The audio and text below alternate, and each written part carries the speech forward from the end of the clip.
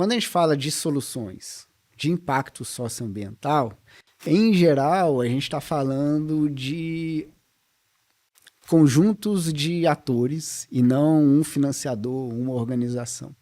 Então, em geral, já há uma necessidade, porque, de novo, se eu tenho diferentes objetivos em diferentes dimensões, eu acabo juntando pessoas que têm perfis e ambições diferentes, né?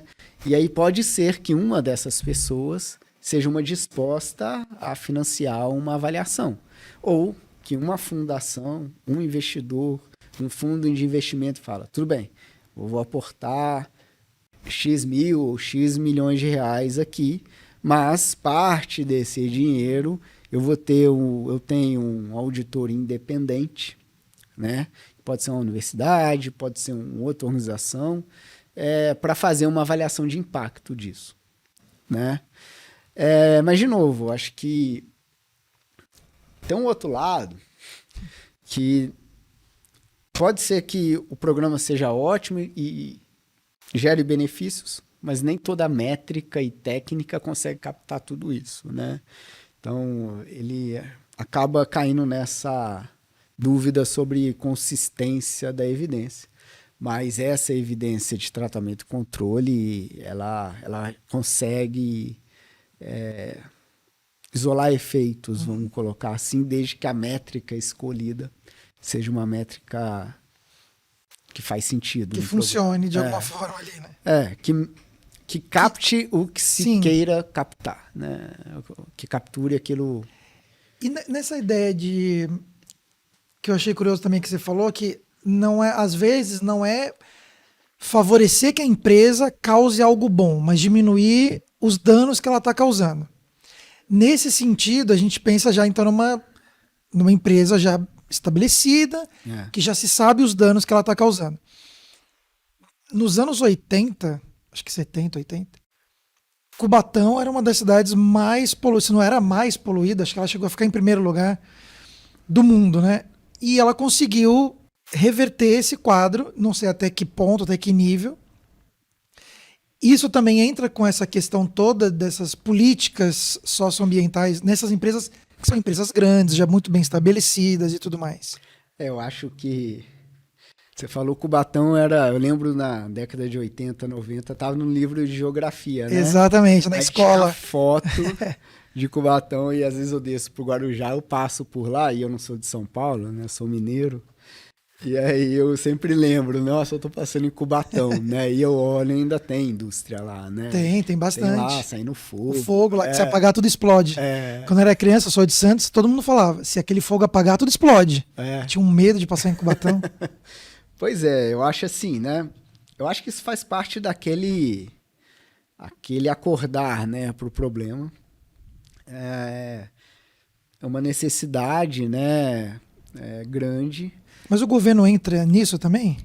Eu acho que sim, você tem uma função, né, de regulamentar isso, né, e eu acho que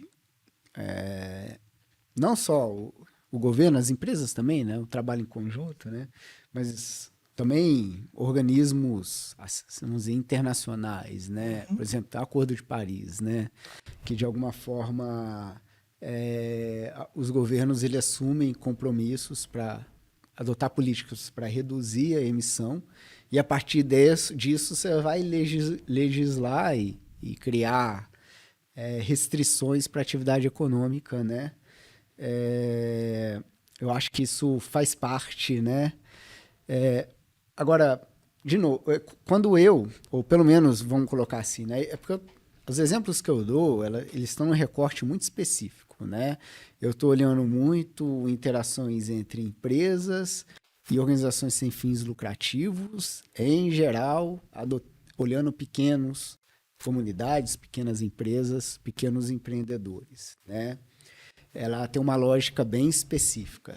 Então, do que eu falei até agora, ela tem mais esse foco, né? Quando a gente fala de grandes corporações e grandes empresas, eu acho que essa lógica ela continua valendo. Dentro da escala, você tem que criar métricas e vamos dizer assim, mensurar,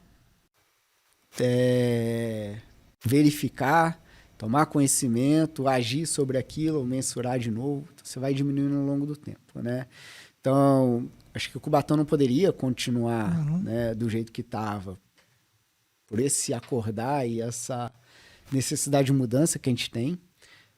Provavelmente deve ter tido mudança tecnológica no meio do caminho também, né? Mas você falou de Cubatão, me lembrei, né? Da China com a Olimpíada de Inverno também. Acompanhei nos jornais, não especializados, né? Que a China ela desacelerou a atividade econômica para deixar de emitir um pouco e o céu abrir em termos de poluição por causa das Olimpíadas de Inverno. Tinha uma ideia de aparências, né, no evento. Então, existe nos jornais uma discussão sobre isso, né? Eu lembro que às vezes ouvi alguma coisa ou outra desses comunicações, né, do mercado financeiro, mais no YouTube, né? Falando, olha, mas quando a China passar a Olimpíada do Inverno deve acelerar de novo, falando de preço de aço, de commodities, né? Como isso influencia os preços no mercado internacional. Mas só para colocar um exemplo, né, assim, primeiro de um trade-off, né? Tô ganhando menos dinheiro, desacelerando, tendo o céu mais limpo, né? Sim. E esse trade-off, para países que estão em crescimento, né, ela é muito complicado, né? Porque a gente não tem uma situação de bem-estar social que outros países ricos alcançaram, de poder escolher, né? Então, alguns países, eles precisam, vamos dizer, né, poluir porque... Então, esse tipo de acordo, esse tipo de discussão é uma discussão delicada, né? Que precisa de mensuração, bom, será que deve-se criar um fundo? Então, são discussões mais um nível macro, né? Vamos dizer assim, se fosse comparar com o meu, eu estava no nível mais micro. Então, essas discussões no nível mais macro, elas são muito importantes, né? E eu acho que quando a gente fala de grandes empresas, ela acaba tendo uma interação com esse nível mais macro maior, né? Quando eu, na minha alçada do meu trabalho do dia a dia, eu acho que eu estou muito mais pensando no local, em grupos, comunidades, em geral em situação de vulnerabilidade, né? E me parece ser mecanismos diferentes, assim.